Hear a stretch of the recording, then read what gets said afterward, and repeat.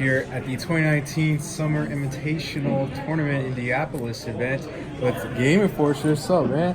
All right, so who are you and what'd you play? I'm Bobby Kenny. I played 60 card like Machina machine mashup Orcust. Got a top 16. Unfortunately, got knocked out to pretty much a die roll matchup and I lost the die roll, but it happens. Did you just say Machina? Yes, oh, Machina. My goodness. All right, yeah, blast from the past. Yeah, this is spice, man. All right, so that's yeah. a clean mat.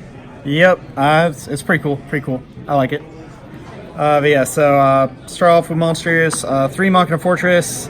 So I'm sure plenty of you don't know what this card does because you weren't playing in 2010. So you can just it summons itself as an inherent summon from hand or graveyard by discarding 8 or more levels worth of machines. Fun fact of that is it counts itself as part of that level count because it can summon out of graveyard. So you can discard it with any other machine to effectively just summon it from your hand.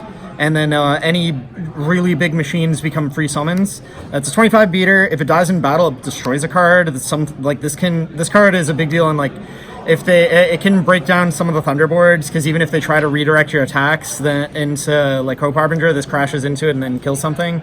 And this like almost never comes up, but if it's targeted by an opponent's monster effect, right before the effect resolves, you confiscation them. Just look at their hand, discard a card. So it's a pretty neat card. Biggest thing is summoning it isn't once per turn. So you can like pitch it in another machine to summon it, link it away, pitch a level 8 to summon it again. It's really good. I played 1 Gear Frame. It's a union that can equip to a machine and prevent it from being destroyed. I don't think that ever mattered. Point is, your normal summon it searches this guy, so it's like a 4th copy. Probably best card in the deck in terms of just how much it performed even more than I was expecting. Gizmek Orochi, Serpentron Sky Slasher. It's just a free summon every turn. Your turn, your opponent's turn, your turn, your opponent's turn. Kind of like Snow, only once per turn. And you have to banish the top 8 cards of your deck face down to summon it. But it's really big, and it's like you can banish 3 cards from your extract face down to destroy a face-up monster. So it's really good at like baiting the gates. You can't do that and summon in the same turn, but plenty of times Thunder player sets up their board. I drop this at their end phase, and then they have to choose to either waste their spheres on it immediately, or I go and blow up their hot red, which forces the negate, and I still have this chilling there. So, and again, it's level 8, so I can discard it for Fortress. Other machines played 3 Mech Phantom Beast O-Lion. This is probably my favorite card in Yu-Gi-Oh! Right now. It makes a token when it goes to graveyard. The token's level 3, which is relevant for a lot of reasons. It can banish out of your graveyard to additional normal summon a Mecha Phantom Beast. A lot of time you'll use that to summon another copy of itself, and then you'll sync her into Ib. Yeah, like I was doing that at Nats last year, last month. Also, but on top of that, this time I'm playing 2 Mecha Phantom Beast Tetherwolf. So this, when it's normal summon, makes a Mecha Phantom Beast token. Again, it's level 3. He gets pumped by the levels of the token. So if you have 1 token out, he's level 7, which comes up for 1 card in the extra deck. It can tribute a token to pump itself to 25 when it battles a monster. I haven't had that be relevant, but it could be in some weird situation. Most of the time, it's just the O-Land hits the graveyard, and then I extra normal summon this and get 2 free monsters. And again, the tokens are level 3, which comes up a lot. So Jet Synchron, it's another tuner. This can pair with any of the 7s to make Warlord Savage, or it pairs with any of the level 4s to make Ib. Those are the only 2 synchros in the deck. On top of that, this guy too. If you normal summon it, I play a Salamander Elmirage, so you can link it away and then either use his effect to bring him back or this to make the token, and that at least gets you to your Mermaid, if nothing else. Other normal summons, 3 Scrap Recyclers, pretty much send any card from your deck to the graveyard, practically. 1 Mathematician, it's kind of just a marginally worse Scrap Recycler. There's a couple cards that make me think that maybe I should play more of this, but this triggers off a special summon also, and I play Reborn and stuff, so. And then Greffer, I've been like not as hot on this card recently in Orcust, but this build plays so many more big dark monsters than my older build, so I put it back in. The fact that it can be an extender that helps set you up comes up way more in this build than any other build I've been playing. As for the Orcust, so since I'm playing Gizmek Orochi, I want to make sure I don't banish all of my combo pieces. So on top of the standard 3 Harp Horror, I'm playing the full 3 Orcust Nightmare, 2 Symbol Skeleton, and 2 World Wand. So it essentially makes it so if I banish any of these off of the Gizmech in order to, because sometimes you're forced to use Gizmech in order to just make the mermaid in the first place. It just makes it so that you're way less likely to get just screwed over by it. I think I banished both wands once and both skeletons once, like separate games, but both of those I had enough other stuff going on I was able to navigate around it. The skeleton one was a lot harder, but I was able to get to a position where I could OTK, so it ended up not mattering too much. Also play Dangers, Nessie, Snake, Jackalope, 2 Chupacabras, and a Mothman. I'm not playing any rank 8s. There's a chance that, well, other than the Dingirsu, but hard making Dingirsu isn't usually the plan. So I decided to not play Bigfoot or Thunderbird. There's a couple cards in my extra deck I might change up, and if one of those ends up becoming like a Zombie Stein or something, 1 or 2 of these will probably change to a level 8. But yeah, Dangers are good. The 4s mattered more because of being able to make Ib and being able to make a Time Thief Redoer, which I played the 1 Boots to search the 1 Shade to make Redoer. Again, I was saying that the tokens are level 3, and that matters a lot, mostly because you can use the Mecha Phantom Beast tokens to make Cherubini, the Burning Abyss link, and then you can dump this to get to your Shade Brigandine. It's kind of like Rusty Light. Like, nowhere near as good as Rusty was, but still pretty good. And on top of that, I also play Carboneton, another thing to dump with the Cherubini. And these 2 cards are the reason why it might be better to play more Math and less Scrap Recycler, but I haven't had it really come up where it mattered, so... Anyway, and Galaxy Serpent for Carboneton. Then I'm playing World Chalice. Yeah, World Legacy World Chalice. You float this off of your Ib. A lot of people don't realize it has an effect when it isn't tribute summoned. Like, everyone remembers that you tribute summon it and then you link it away, and then it floats out 2 more World Chalice monsters from your deck. It doesn't have to be tribute summon. You can just sack it when your opponent summons something from their extra deck and it sends it to the graveyard. And even though it's 0/0 and they can attack over it, usually you have Dingirsu, so they can't. This card's just really good. It's an extra interruption for free off of the Ib. And then 3 Ghost Toker, because I think it's the best hand trap in the game right now. Just against the format as a whole. So that's all the monsters. I think that's like 40-something monsters. That's a lot. Spells, 3 Call by the Grave, just stop hand traps, stop random stuff. That's a good card. 3 Twin Twisters to hit back row. I've been back and forth on this and Cosmic Cyclone, but I like the discard a lot, just because sometimes you get those clunky all Orcust hands, so the discard matters a lot. I end up siding the Cosmics, and in some matchups I'd just switch them out 1 for 1. Playing Foolish Burial because it's any card in your deck. Monster Reborn because it's this thing. I still don't get why people aren't playing this card. It does so many different things and no one ever expects it really. So whenever it's just like this surprise thing where they're like, oh, I stopped all your interruptions or like interrupted all of your like extenders, and then this you just slam this, like bring back like a Scrap Recycler and dump another card, and suddenly you're just there. World Legacy Succession, another Monster Reborn, you search it off Ib. Occasionally you search it off the Chalice, usually you search it with Ib though, to guarantee the Savage Dragon. And then Babel and Return. So this card I'm also kind of back and forth on because I have so many ways to discard the Orcust already.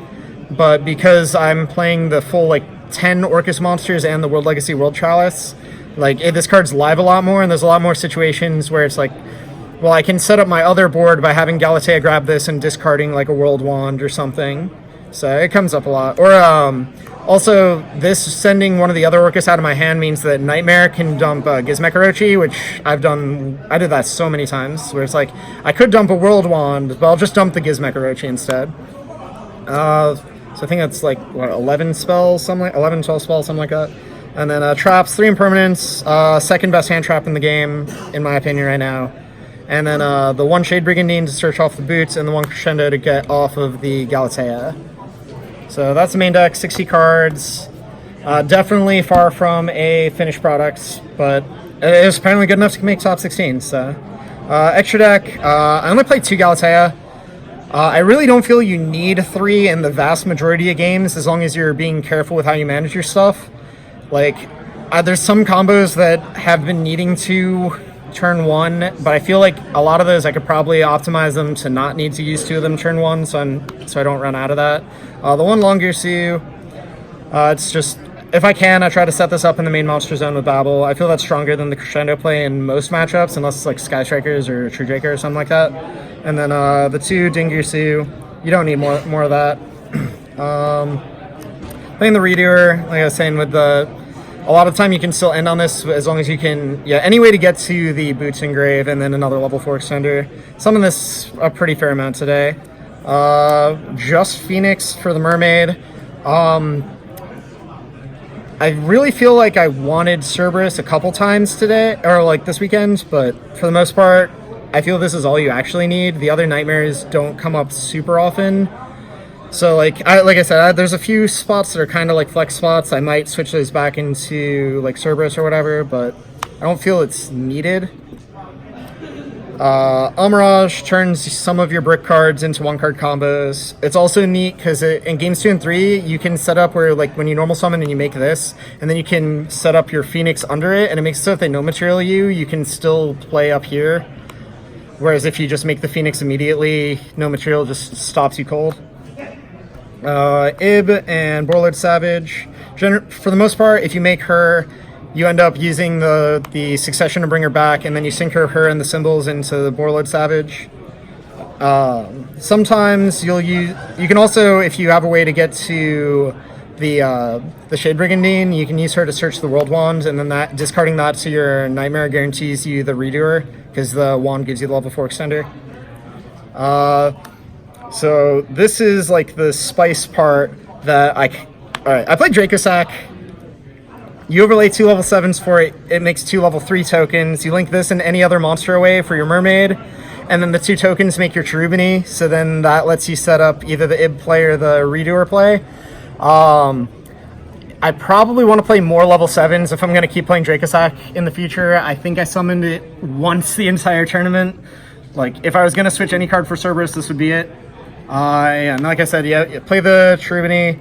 Usually you're dumping either the Boots or the Carbonet on. Occasionally you dump Skeleton with it, and sometimes by sending the Skeleton, it's usually when you can't make the Mermaid and you're like going Harp into Nightmare. Dumping the Skeleton gives you an extra extender off the Nightmare, dumping either Wand or Gizmek. So usually when I set up the play where I have like the Mermaid and the Cherubini, I'll turn the Mermaid and the Orcust Nightmare into a Galatea, and then that and the Cherubini make Apollousa. If you have a really nutty draw, you can sometimes make this with 3 or 4 negates. Usually I just set it up with 2 negates though, because you'll end up with this, and then you'll have the Dingirsu and then 1 or 2 other interruptions depending on what exactly your hand is. So this card's really good when you summon it. I didn't summon it nearly as much as I wanted to, so it's like kind of another flex spot. It might be win more, but it's really powerful when it goes through. And then last card is Borlsword Dragon. This says you win games that you shouldn't win, so you play it. It just does a lot of damage. Side deck was really simple. I didn't really know too much what to expect. So I played 3 Drawn Lockbirds for like the Danger Thunder and nonsense. Played 3 Jizakuru for like anything that sets up a monster I don't want on the field. Bring this in against Strikers because it turns off their spells. Brought it in against almost every combo matchup because like just throwing this over like Hot Red or something is still usually good. 3 no material for the mirror match. Mirror Match and Salamangrates. There's really getting into Salamangrates because this essentially makes it impossible for them to Dweller you. And that's the only card you care about in that matchup, otherwise it's free. I kind of wish I was playing Lancia because there was way more Orcust than I was expecting, to be completely honest. I was figuring Orcust would be like a rogue pick, and turned out it was pretty everywhere. But Gnome was good. 3 Cosmic Cyclones. So I bring these in alongside the Twin Twisters against any heavy back row deck, so like Sky Strikers, Salamangrates, and True Draco, and I guess Altergeist if I ran into DZ, but I didn't. And in the mirror match, I switch out the Twin Twisters for these because this forces this can force the Crescendo, whereas the Dingirsu just protects it. Like force the Crescendo or just out the Babel and force them to use everything in their graveyard. Really good in the mirror. And last card on the side, which I honestly hated, was Evenly Matched. Kind of had 3 spots left, and my teammate Jeremy was like, hey, just play Evenly Matched, it's really good, I play it, I really like it, and no, I don't like this card. Every time I brought it in, like, I only brought it in against Sky Strikers, I only played against 1 Sky Striker. I considered bringing it in against the other combo decks, but at that point it's just like it forces a negate, and a lot of the time the way that you're breaking the boards is you need to be able to force a negate and then have your battle phase still. So just I wouldn't play evenly matched again. This might be Lancia, it might be, I don't know. Definitely not playing evenly matched again. That was not great. But yeah, that was side deck. That was 60 card pile, Machine Orcust. Nice. Any shout outs? Shout out to my sponsor Elmo at G Sports and Entertainment, and Tim over at Jacksonville Game Center, who helps provide a bunch of stuff for us. And yeah, and shout out to Ediception for giving me the Machina idea. It's really cool. It's really cool. Sweet. Well, congrats on making top 16, Yep, man. thank you. Thank you. Board a lot.